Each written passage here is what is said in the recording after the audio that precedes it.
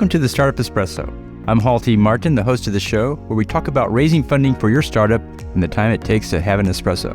I hope you enjoy this episode.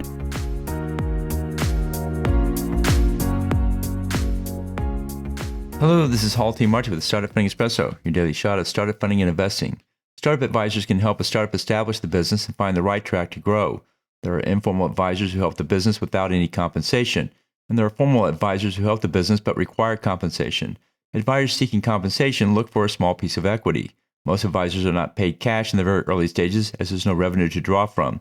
Advisors typically receive 0.2% to 1% of a share of equity. The range covers advisors on the low end who give advice. Those who provide strategic value, such as finding investors or C-level hires, are in the mid-range, and experts who provide domain knowledge are on the high end. The startup undergoes many changes in the early days, so an advisor is useful for 2 years in most cases. The equity is vested over 2 years with a 3-month cliff in case the advisor doesn't work out. There are standard advisor agreements to paper the engagement. Any agreement involving equity should be documented and incorporated into the cap table. Spend time with the advisor before committing to a long-term relationship to make sure that there's a good fit. Thank you for joining us for the Startup Funding Espresso, where we help startups and investors connect for funding. Let's go start listening to today.